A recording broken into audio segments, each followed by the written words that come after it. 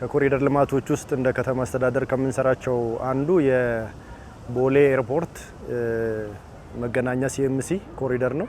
ከዚህ ውስጥ ደግሞ የመገናኛ ሲኤምሲ ኮሪደር የ5.7 ኪሎ ሜትር ርዝመት ያለው ኮሪደር ነው። እንግዲህ ይሄ ኮሪደር እንደሚታወቀው በርከት ያለ ተሽከርካሪዎች፣ ነዋሪዎች ያሉበት አካባቢ በመሆኑ ከፍተኛ የትራፊክ መጨናነቅ ያለበት፣ ከፍተኛ የሰዎች እንቅስቃሴ ያለበት ነው። ከዛ በተጨማሪ የባቡር ቀላል ባቡር ሀዲድ በዚህ ኮሪደር ላይ ያለበት ነው። ይሄኛው ኮሪደር ስንጀምረው ይህንን አጠቃላይ የከተማችንን የትራፊክ ፍሰቱን፣ የነዋሪዎችን እንቅስቃሴ እንደዚሁም ደግሞ በዚህ በሲኤምሲ አካባቢ የሚገኘውን የአዲስ አፍሪካ ኮንቬንሽን ሴንተርን ታሳቢ በማድረግ ነው ስራው ሲጀመር።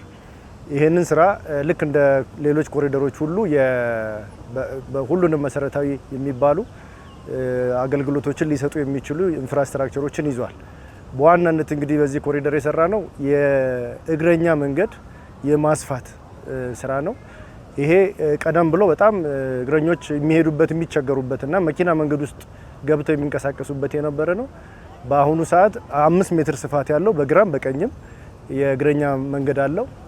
ከዚህ በተጨማሪ የብስክሌት መስመር ወይም መንገድ በሁለቱም በኩል የ3 ሜትር ስፋት ያላቸው የ5.3 ኪሎ ሜትር ርዝመት ያላቸው ናቸው። በድምሩ ወደ 10.6 ኪሎ ሜትር ርዝመት ያለው የብስክሌት መንገድ ተገንብቷል። ይሄ ደረጃውን በጠበቀ አስፓልት ነው የተሰራው። የትኛውም ሳይቆራረጥ ከሲኤምሲ ጫፍ መገናኛ ደርሶ ተመልሶ መምጣት የሚችል እንዲሁም ደግሞ ወደ ሌሎቹ ኮሪደሮች የሚገናኝ መስመር ነው። በአሁኑ ሰዓት በርከት ያለ የብስክሌተኞች በስፋት የሚንቀሳቀሱበት ሆኗል። ከዚህ በተጨማሪ በዚህ ኮሪደር ውስጥ እንግዲህ ለነዋሪዎች አገልግሎት ከሚሰጡ መሰረተ ልማቶች ውስጥ አንዱ የቶይሌት ነው። በአሁኑ ሰዓት ይሄ ኮሪደር ሲጠናቀቅ 14 ቶይሌቶች ተጠናቀዋል። እነዚህ የህዝብ መጸዳጃ ቤቶች 14 ናቸው። እነዚህ በአሁኑ ሰዓት ለህዝብ አገልግሎት ክፍት የሆኑበት ነው። የሴት የወንድ የአካል ጉዳተኞችን በሙሉ ያሟላና ደረጃውን የጠበቀ ናቸው። በዚህ ኮሪደር 7 ወንዞች አሉ። እነዚህ 7 ወንዞች ቀደም ብሎ በነበረው የመንገድ ልማት የተሰራው ድልድይ በጣም ጠባብ ስለነበረ ድልድዩ ጋር ሲደርስ እግረኞች ወደ መንገድ የሚገቡበት የነበረ ነው።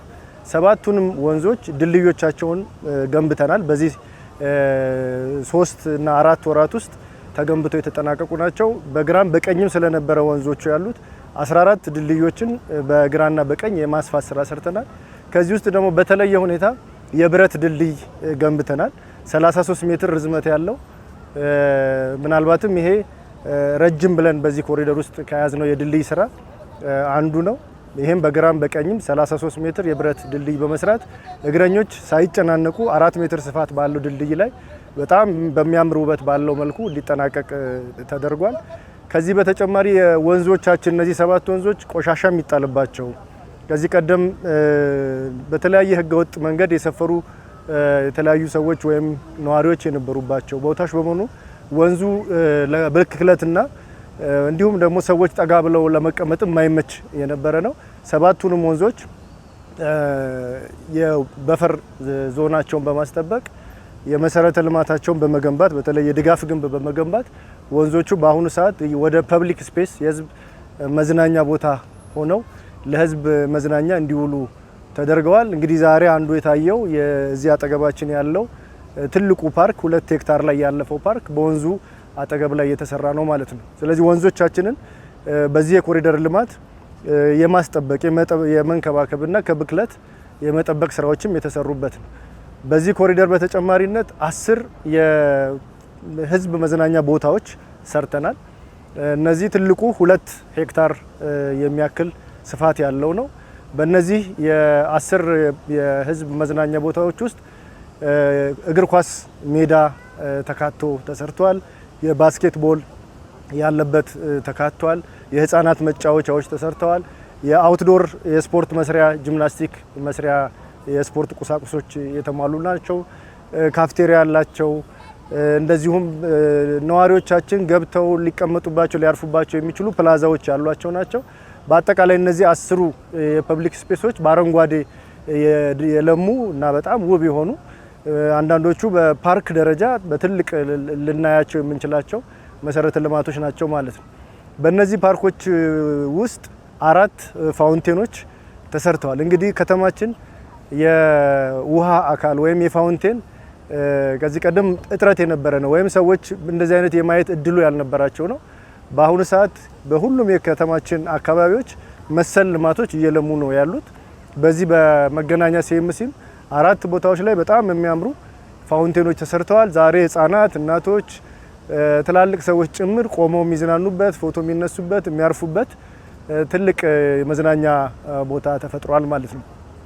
ሌላው በዚህ ኮሪደር የሰራ ነው የታክሲ መጫኛና ማውረጃ ቦታዎች እጥረት ነበረ፣ ወይም ዋናው መንገድ ላይ ነው ታክሲዎች ቆመው የሚያወርዱት የሚጭኑት ማለት ነው። በዚህ ምክንያት ካሉት የአስፋልት መንገዱ አንደኛውን መስመር መኪኖች በመቆማቸው ምክንያት ያጣብቡት ነው የነበረው። ስለዚህ እነዚህ ሰው በስፋት የሚሳፈርባቸው የሚወርድባቸውን ቦታዎች በመለየት አንድ ተጨማሪ ላይን ወደ ውስጥ እንዲገባ በማድረግ የታክሲ መጫኛና ማውረጃ ቦታዎች ሰርተናል።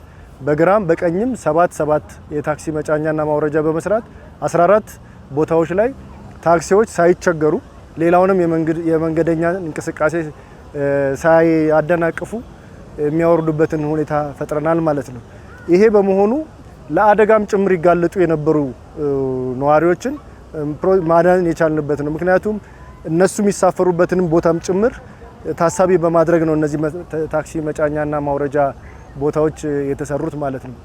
ይሄ የትራፊክ ፍሰቱንም በከፍተኛ ሁኔታ አሳልጦታል። ሌላው እንግዲህ በዚህ ከመገናኛ እስከ ሲኤምሲ ባለው ኮሪደር 2 ትላልቅ አደባባዮች ናቸው የነበሩት።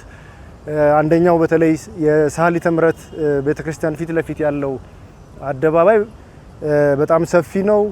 ከፍታውም እንደዚሁ ትልቅ የነበረ ነው። በዚህ ምክንያት የትራፊክ እንቅስቃሴውም በጣም የሚጨናነቅ ሁኔታ ነው የነበረው። በተለይ ከገርጂ የሚመጣው ከማዕድን ሚኒስቴር፣ ከመገናኛ፣ ከአያት መስመር የሚመጡ መኪኖች የሚገናኙበት ቦታ በመሆኑ እዛ ቦታ ላይ ብቻ 1 ሰዓትና ከዛ በላይ ተሽከርካሪዎች ለመውጣት የሚቸገሩበት ሁኔታ ነው የነበረው። ይሄንን በዚህ የኮሪደር ልማት መፍትሄ ለመስጠት አደባባዩ ሙሉ ለሙሉ በማንሳት በሲግናል ትራፊክ ፍሰቱን በሚያሳልጥ ሁኔታ በባለሙያ በደንብ በተጠና ዲዛይን አደባባዩን ሙሉ ለሙሉ አንስተን በአሁኑ ሰዓት በመብራት የትራፊክ ፍሰቱን ያሳለጥንበት ሁኔታ ነው ያለው። ይሄ ኮሪደሩ አንዱ ያመጣው ለዚህ መስመር ወይም ለዚህ አካባቢ ትልቅ እፎይታን የሰጠ የልማት ስራ ነው። በዚህ ምክንያት በርካታ ነዋሪዎች ያመሰግናሉ። በ1 ሰዓትና ከዛ በላይ እዛ አካባቢ ያጨናንቅ የነበረው እንቅስቃሴ አሁን ባለው ስናየው በጣም በጥቂት ደቂቃዎች ውስጥ ያንን አካባቢ አልፎ መሄድ የሚቻልበት እድል ተፈጥሯል። በተጨማሪነት መኪኖች የት ይቆማሉ? ምክንያቱም መንገዱ እንዳልነው የባቡር መስመር ያለበት በመሆኑ በቀላሉ ከአንደኛው ጫፍ ወደ ሌላኛው ጫፍ መሻገር እና ማቋረጥ ስለማይቻል ብዙ መኪኖች በመንገደኛ ወይም በዋናው መንገድ ላይ የሚያቆሙበት ሁኔታ ነው የነበረው። ይህንን ከግምት በማስገባት በኮሪደሩ ላይ 9 ቦታዎች ላይ የፓርኪንግ አገልግሎት የሚሰጡ ቦታዎችን ክፍት አድርገን 4ቱን ሙሉ ለሙሉ በማጠናቀቅ በአሁኑ ሰዓት 300 መኪኖችን በአንድ ጊዜ መያዝ የሚችሉ ፓርኪንጎችን አጠናቀን ክፍት አድርገናል ማለት። እነዚህ ሱፐርማርኬት ያለባቸው፣ ቤተክርስቲያናት ያሉባቸው፣ ሰፋፊ ተሽከርካሪ እንቅስቃሴ ያሉባቸው ቦታዎች ተመርጠው ፓርኪንግ አገልግሎት እንዲያገኙ ማድረግ ተችሏል። በቤዝመንት ያለውና G+2 ድረስ ያላቸው ፓርኪንጎች በዚህ ኮሪደር ውስጥ ተካተው ግንባታቸው እየተጠናቀቀ ነው ያለው። እነዚህ ሲጠናቀቁ ከ1600 በላይ መኪኖችን በአንድ ጊዜ መያዝ የሚያስችል ነው። ይሄ የትራፊክ ፍሰቱን በማሳለጥ ተገልጋዮች ወይም ነዋሪዎች የሚንገላቱበትን የፓርኪንግ አገልግሎት ችግር በመፍታት ትልቅ ፋይዳ ያለው ስራ ተሰርቷል ማለት ነው። እንግዲህ እነዚህ በኮሪደር ውስጥ ያሉ ዋና ዋና የምንላቸው አገልግሎቶች የሚሰጡ ናቸው። ካፍቴሪያዎች፣ ሁሉም ፕላዛዎቻችን ላይ ካፍቴሪያዎች አሉ። አረንጓዴ ግሪን ኤሪያዎቹ ወይም አረንጓዴ መሰረተ ልማቶቹ ከእግረኛ ቀጥሎ ባለው ቦታም ከዋናው መንገድም ባለው ቦታ ላይም በጣም ውብ በሆነ ሁኔታ የአረንጓዴ አሻራ ስራችንን ከፍ የሚያደርግ ከተማችንን እንደዚሁ ያደመቀ የአረንጓዴ አሻራ ስራዎች በዚህ ኮሪደር ውስጥ ተካተዋል። ዋና ዋናዎቹ እነዚህ ናቸው። እንግዲህ የዚህ ኮሪደር ደግሞ የተለየ ወይም እንደ አንድ ችግር ሆኖ ያገኘ ነው የባቡር ቀድሞ የነበረው ባቡር የቀላል ባቡር ሀዲዱ ሙሉ ለሙሉ መንገዱ ለሁለት የከፈለው በመሆኑ የትራፊክ ፍሰቱን በማሳለጥ እግረኞች ሲያቋርጡ የሚቸገሩበት ሁኔታ መኪኖች የሚያቋርጡበት ቦታ የሚያስቸግራቸው እንደሆነ ያው በተደጋጋሚ ህብረተሰቡም ያነሳል፣ በተግባርም የሚታይ ነው። ከዚህ በተጨማሪ ይሄ የባቡር ሀዲድ የሰውና የመኪኖች እንቅስቃሴ ብቻ ሳይሆን የውሃ ፍሰትንም የገደበ ነው። ከላይኛው በኩል ባለው ወደ ታች አቋርጦ የሚሄዱ ቀደም ብሎ በባቡሩ ስር የተሰሩ ቱቦዎች አሉ። እነዚህ ቱቦዎች ቀደም ብሎ አሁን ያለውን ሁኔታ ታሳቢ ያላደረጉ፣ ከላይ የሚመጣውን የውሃ መጠንን ታሳቢ ያላደረጉ፣ በጥናት ላይ ያልተመሰረተ በመሆኑ ቱቦዎቹ በጣም ጠባብ ነው የነበሩት። በዚህ ምክንያት አንዳንድ ቦታዎች ላይ ለተከታታይ ዓመታት ጎርፍ የሚያስቸግራቸው ቦታዎች አሉ በዚህ ኮሪደር ውስጥ።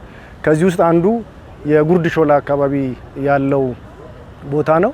ይሄ ሁለት ቦታዎች ናቸው እንደዚህ አይነት ችግር የሚያጋጥማቸው። አንደኛው አትሌቲክስ ፌዴሬሽን የሚባለው ቦታና ሁለተኛው ደግሞ ጉርድ ሾላ ቴሌ ፊት ለፊት ያሉ ቦታዎች ናቸው። ሁለቱም አጠገብ ወንዞች አሉ። ከነዚህ ወንዞች የሚመጣው ውሃ ተሻግሮ የሚሄድበት ቱቦ ወይም ካናል በጣም ጠባብ ስለሆነ ከፍ ያለ ዝናብ በሚዘንብ ጊዜ ውሃዎች የሚወጡበት እና ወደ መንገድ የሚፈሱበት ሁኔታ አለ። በዚህ ኮሪደር ስራ ውስጥ አንዱ ያየነውና ይሄ ኮሪደርም እንደ መፍትሄ ይዞ መጥቷል ብለን የምናስበው እነዚህን ስራዎች ገና በግንባታ ላይ ያለን ከፍተኛ ዝናብ በመዝነቡ ጎርፍ አጋጥሟል። ጎርፉም ከፍተኛ ስለነበረ አንዳንድ ቦታ ላይ ወደ መንገድ የወጣበት ሁኔታ አለ። ይሄንን ካየን በኋላ አፋጣኝ መፍትሄ እዛው መሐንዲሶቹም ማሽነሪም የሰው ኃይሉም ሁሉም እዛው ያለ በመሆኑ በአጭር ጊዜ ውስጥ ያንን ቦታ የነበረውን ካናል በማጽዳትና ተጨማሪ ፍሰቶቹን ሊያስተካክሉ የሚችሉ ስራዎችን በመስራት የማቃለል ስራ ተሰርቷል። በዘላቂነት ግን የባቡር ሀዲዱ ጋር ተያይዞ ያሉ ችግሮች እነዚህንም የውሃ ፍሰቱንም ጨምሮ ለማሻሻል መፍትሄ የሚፈልግ መሆኑን በደንብ ስላየን አሁን የክረምት ወቅት በመሆኑ የባቡር ሀዲዱን አንስቶ ቱቦዎቹን ለመቀየርና ለማስፋት ወቅቱ የማይፈቅድ በመሆኑ ክረምቱን የምናልፍበትን መሰረታዊ ስራዎች ሰርተናል። በዘላቂነት ግን ከባቡር ሀዲዱ ጋር የተያዙ ችግሮችን ስለምንፈታቸው እነዚህ በዘላቂነት የሚፈቱ ናቸው። የህብረተሰቡም በተደጋጋሚ የሚያነሳው ችግር ነው። አንዳንድ እዛ አካባቢ ያሉ ነዋሪዎችም ቀደም ብሎ ባቡሩ በሚሰራበት ጊዜ ይሄ ውሃ ከፍተኛ በመሆኑ ሰፊ ድልድይ ነው የሚያስፈልገው ወይም ቱቦ ነው የሚያስፈልገው እያል አትስሩ እያልን ነው የሰራችሁት በሚል ህብረተሰቡም ጭምር በወቅቱ የነበረውን ውሳኔ ትክክል እንዳልነበረ ያነሳሉ። ዛሬ ላይ ኮሪደሩ በመኖሩ ግን ፍጥነት ያለው መፍትሄ ለመስጠት ማስተካከያ ለማድረግና ህብረተሰቡ ላይ ሊደርስ የሚችለውን ጉዳት ለማረም እና በወቅቱ ፈጣን ምላሽ ለመስጠት ሳይት ላይ መሐንዲሱም ማሽነሪውም ሁሉም የነበረ በመሆኑ እዛው ምላሽ እና ማስተካከያ የተሰጠበት ሁኔታ ነው ያለው። ይሄ በቀጣይም እየታረመ የሚሄድ ይሆናል ማለት ነው።